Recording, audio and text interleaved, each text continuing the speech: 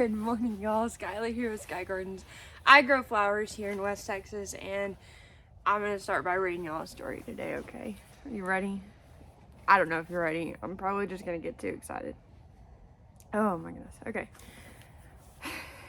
It pleased Darius to appoint 120 royal rulers over his entire kingdom. He placed 3 leaders over them. One of the leaders was Daniel. The royal rulers were made accountable to the 3 leaders. Then the king wouldn't lose any of his wealth.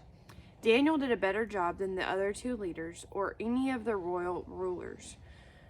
He was an unusually good and able man, so the king planned to put him in charge of the whole kingdom. But the other 2 leaders and the royal rulers, they heard about it. So they looked for a reason to bring charges against Daniel. They tried to find something wrong with the way he ran the government, but they weren't able to. They couldn't find any fault with his work. He could always be trusted, and he never did anything wrong. And he always did what he was supposed to. Finally, those men said, "It's almost impossible for us to come up with any reason to bring charges against this man Daniel. If we do, it will have to be in connection with the law of his God." So the 2 leaders and the royal rulers went as a group to the king. They said, "King Darius, may you live forever." All the royal leaders, high officials, royal rulers, advisors, and governors want to make a suggestion. We agreed that you should give an order, and you should make sure it's obeyed. Here is the command you should give. King Darius, during the next 30 days, don't let any of your people pray to any god or man except to you. If they do, throw them in the lion's den. Now give the order, write it down, the laws of Medes and the Persians. Then it can't be changed. So King Darius put the order in writing. Daniel found out that the king had signed the order. In spite of that, he did just as he had always done before. He went home to his upstairs room. Its windows opened towards Jerusalem. He went to his room 3 times a day to pray. He got down on his knees and gave thanks to his God. Some of the other royal officials went to where Daniel was staying. They saw him praying and asking God for help, so they went to the king. They spoke to him about his royal order, and they said, "King Darius, didn't you sign a official order? It said that for the next 30 days, none of your people could pray to any god or man except to you. If they did, they must be thrown in the lion's den." The king answered, "The order must be obeyed. It's one of the laws of the Medes and the Persians, so it can't be changed." Then they spoke to the king again. They said, "Daniel is one of those prisoners from Judah. He doesn't pay any attention." Hold on a second, let me turn the page. "To you, King Darius. He doesn't obey the order you put in writing. He still prays to his God 3 times a day." When the king heard that, he was very upset. He didn't want Daniel to be harmed in any way. Until sunset, he did everything he could to save him. Then the men went as a group to the king. They said to him, "King Darius, remember that no order or law you make can be changed. That's why the laws of the Medes of Persians, that's what they require." Crazy. So the king gave the order.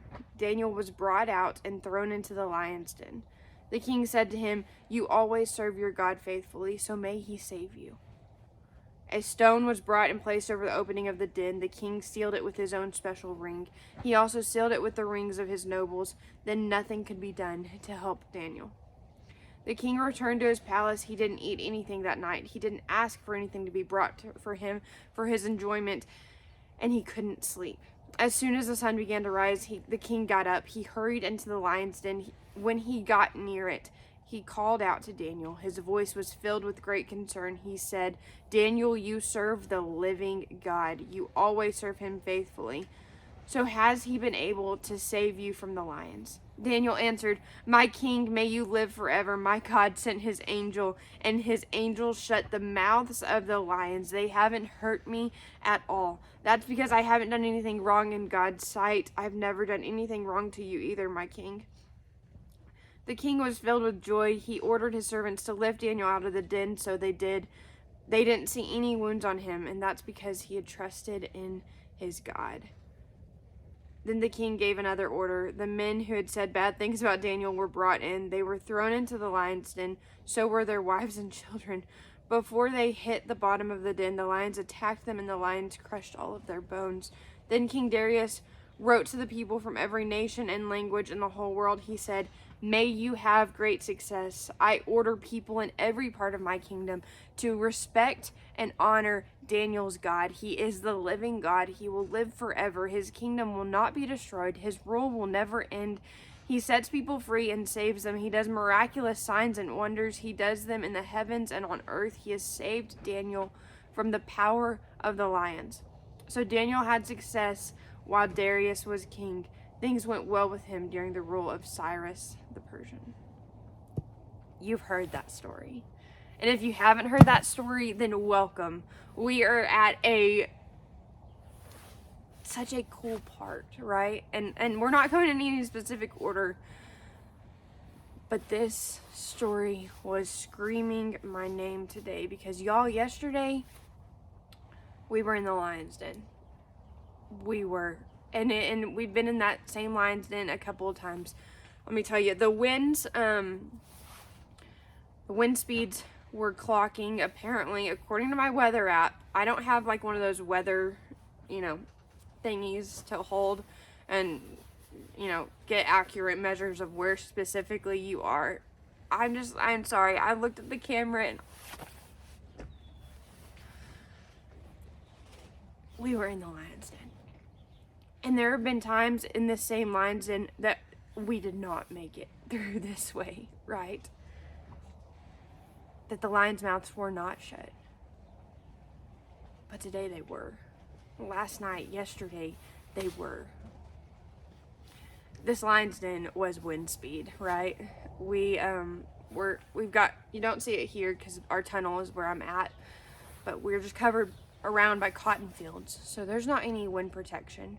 And whenever those winds come, we feel them with full force, 100% full force of those winds, and they destroy.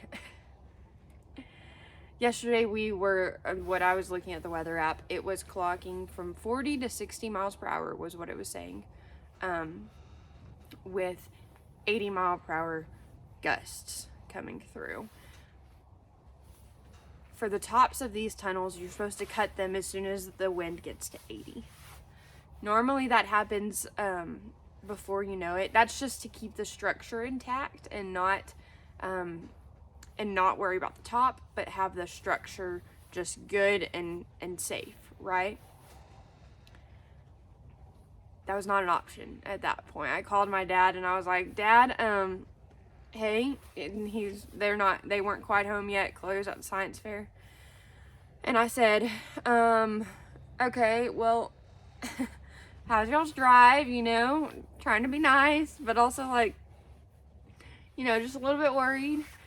And I said, "I don't know if you've looked at the weather app, but it's saying it's 40 to 60 and 80 mile per hour gusts. Do you think I should go cut it?"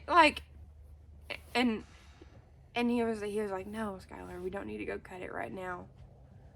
But y'all, how does that feel, To be in the lion's den, to be so helpless in that situation and say, "God, this is yours. It already was his, right? Like all of this is his, like everything that we're doing out here, it's his." But we sit there and we have these crazy events like that happen. And I'm like, okay, you're going to protect us or we're going to learn something from this. I don't know what it is. No matter what, we're going to praise you at the end of the day. But to come out on the other side of that storm, this is our first time actually, I think, to do this. And not have these tunnels shredded is is a moment where you truly just look at it and go, wow, God, you are God of all the earth, right? You have control over all things. You have control over these specks of dust that for some reason the dirt was in the air, y'all. It wasn't that it's not like the dirt wasn't blowing. No. And normally, like, you can see there's a crack right there where that sidewall is. That's as far up as it'll go, but also it needs just a little bit of ventilation, right? And so that little bitty crack is good to have, but that dirt comes flowing through there. And normally we are just, like, if the tops are okay, we are covered in dirt. And God took care of all of it, right? Look at this. It's not waking up for the morning yet, but man, we have perfectly intact flowers that don't have any damage from dirt blowing or wind or whatever it may be. And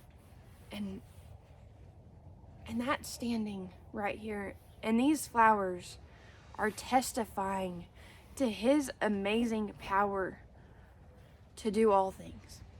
And I think they're also testifying that, you know, because they've been through it to where, like, we had the tops ripped off.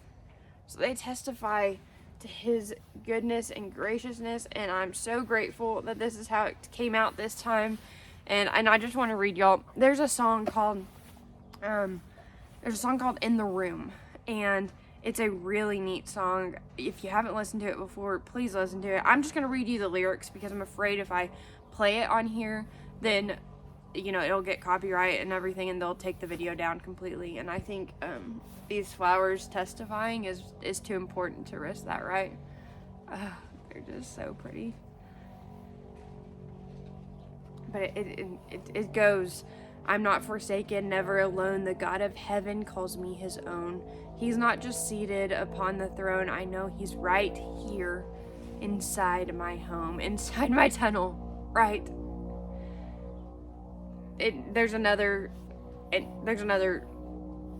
verse about that same thing, but I want to read you the chorus, okay? And maybe this isn't even part of the chorus yet.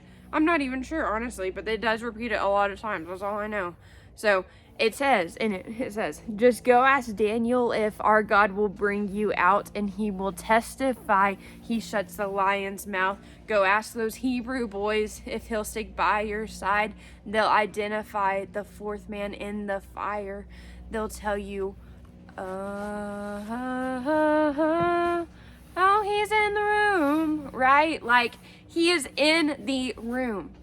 And he's in the room whenever it doesn't go well, too. Whenever the lions do bite, right? So, all this to say, I'm still kind of in awe that this is our Daniel in the Lion's Den story today. If you're in the middle of a Daniel in the Lion's Den story, I'm shouting for joy with you. If you're on the side where those lions bit a bit, I'm right here loving you, praying for you, and I want you to know he's still in that room too. He is. Even if it doesn't feel like it. And I gotta say, I told Dad this last night too. Every other time, and this was, you know, the wind had calmed down to 35 miles per hour, which is normally a very high wind day. And it felt calm. Like, it felt like it was a relief almost. And I said to Dad, you know, it's a miracle that all of those other times happened, because these tunnels wouldn't be at the strength that they are at right now to be able to stand firm, right, in those winds. Our sidewalls used to just pop down. These strings would pop, and it was brutal. Our sidewalls, they had a hard time, and I'd fix them, and then the next windstorm would come. This was probably 2 years ago now, and it wouldn't even be all that bad, right? Like, not even all that crazy, and they would pop and break, and sidewalls would be down. And so I walked outside this morning, and I saw through, because I leave a little bit down on the east side, or whatever side the wind will not be coming from, just so there's a little bit of ventilation going through here. They don't feel all choked by the heat.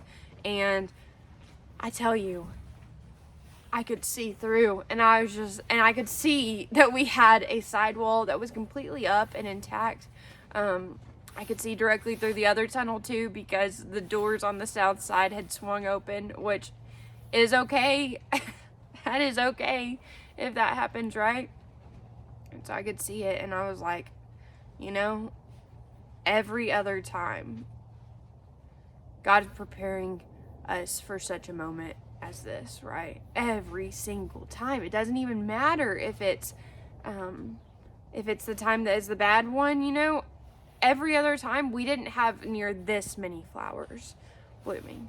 This is an unheard of amount of flowers. People, you see all that pink back there? Oh boy, there's red over here, red over there, white, pink, purple. We have literally all colors, all varieties, like all of it is blooming right now.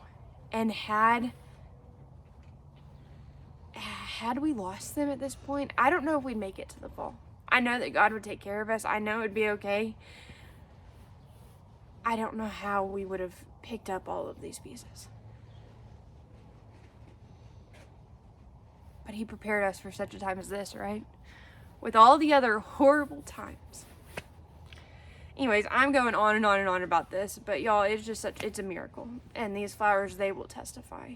And I hope that you see his power and his might, and that he is in the room. And maybe if you have some of these flowers in your room, maybe you feel it. You know, I don't know if it's the joy that they give you or what it is, but I don't know. I feel like I feel it because he's in the room. Don't forget that. He is in the room. Thank y'all so much for joining today. I know this one was a little bit long. We sure do appreciate your support. We sure do appreciate your prayers. I know this is not something that like only I was in there praying. I was not, you know, I'd sit in the house and I'd just kind of get a little bit antsy, and I'd pray and I'd pray and I'd pray. And I know that I'm not the only one that was doing that, because I know that there's a lot of you out there that, you know, whenever you see those brown skies, you think Sky Gardens, and you think we gotta pray for them right now. And I sure do appreciate that. And I am just so grateful to you. So grateful to you. So, if you did enjoy this though, if it was something good for you to hear, I do ask you share it, you know, share it with your friends, with your family, with your co-workers, whoever is in the lion's den. Tell them, hey, he is in the room. And I don't know if it'd be sad for them to watch a success story of God being in the room, but yeah, actually I do. These flowers are testifying. And not every time have they come out on top of that, right? They testify through all of it. It's not if it's just a win. If I was sitting here today and the top was ripped off, I probably wouldn't, like, I might have read the same thing. I don't know. I don't know what I would have been talking about, but I know I would have been saying, God is in this room. In this, somehow. I don't know what it is.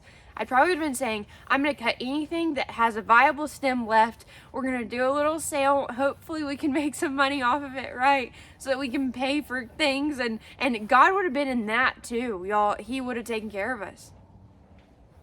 And I'm still going to be cutting flowers. Don't worry. That is still going to be happening. But anyways, okay. Share it with your friends. Share it with your family. If you did like this video, go ahead and press the like button. Subscribe to our channel. So it's not just like, oh, go subscribe to my channel, which is, yes, that would be nice. But also it tells people, it tells the YouTube algorithm that this video is really cool, really neat, needs to go out and see more people. And so then YouTube puts it out for more people to see. And so that's kind of how that whole thing works. So anyways, I appreciate y'all so much for being here. Thank you, thank you, thank you. And if I leave you with anything today, I hope I'm leaving you with, he is in the room. And they will testify. And you will testify. Thank y'all. I love y'all. And I guess I'll be talking to you later. Bye-bye.